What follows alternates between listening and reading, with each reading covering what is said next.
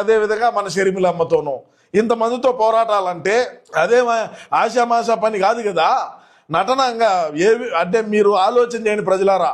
1.5 సంవత్సరం పాటు మరి జగనన్న గారి చలనచిత్ర ఈ నటన చూడాలంటే అదేం ఆశామాషా పని కాదనేది నా అభిప్రాయం. మీ అభిప్రాయం ఏందనేది కూడా తప్పకుండా కామెంట్ రూపంలో తెలియజేయండి. చెప్పునా మన అందరూ ఆడ కూర్చోన్నారు అంతా కూర్చోన్నారు చూడండి, అందరూ కూర్చోన్నారు. నందిగాం సురేష్ కూడా ముందు వరుసలో కూర్చోన్నాడు. మరి అందరూ కూడా బ్రహ్మాండంగా వచ్చినారు. వాళ్ళందరూ 1.5 సంవత్సరం పాటు నేను పాదయాత్ర ఉంటుంది అంటంలోనే అబ్బా మా అన్న నటన మళ్ళా చూడొచ్చని అందరూ తప్పట్లు కొట్టడం ఎంతమంది కూర్చోన్నారో చూడండి. ఆ కూర్చోండే వాళ్ళందరూ ఈ ముఖంలో వాళ్ళ ముఖ చిత్రాలు చూడండి ఏ విధంగా ఉన్నాయో.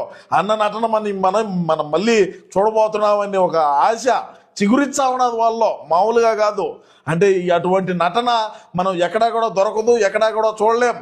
అంటే మనం అధికారంలో ఉన్నప్పుడు మరి ఏనాడు కూడా 100,000 మంది పోలీసుల వలయంలో సొంత ఊరికి పోవాలన్నా కూడా అట్ట బతికినప్పటికీ మరి మనోడు నటన అంటే ఏ విధంగా ఆసక్తి చూపుతా ఉన్నారనేది ఆలోచన చేయండి ఒకసారి. ఇది మామూలు నటన కాదు, ఇది చెప్పునా. ఆ తర్వాత చంద్రబాబు నాయుడు ప్రతిరోజు సినిమా చూపించే కార్యక్రమం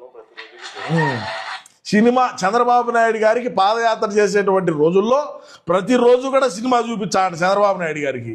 నేనేమంటానంటే ఇప్పుడు మరి మింగలారం మాటలు ఎందుకు అనేది నా పాయింట్. అంటే మనం అసెంబ్లీకి పోయి నిలదీయచ్చు కదా, అసెంబ్లీకి పోయి సినిమా చూపించితే బ్రహ్మాండంగా ఉంటుంది కదా. మరి ఇప్పుడు కూడా మనమేం ప్రతిపక్షంలోనే ఉన్నాం.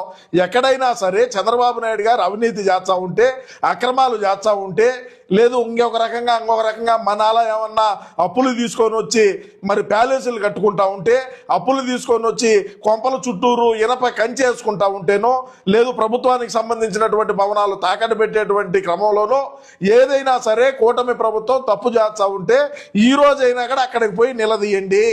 మరి దేనికి పోలేకున్నారు అంటే ఇక్కడ నటన అప్పుడే వచ్చాది. 1.5 సంవత్సరం పాటు మనం ప్రజల్లో ఉండాలి కదా. 1.5 సంవత్సరం పాటు ప్రజల్లో ఉండాలంటే ఇంకా నటన బయటికి తెచ్చాడు, ఆ నటుడిని తెచ్చాడు, ఆ కరుణామయుడిని మళ్ళీ కూడా బయటికి తెచ్చాడు. ఆ కరుణామయుడిని మళ్ళా కూడా మనకు పరిచయం చేస్తాడు.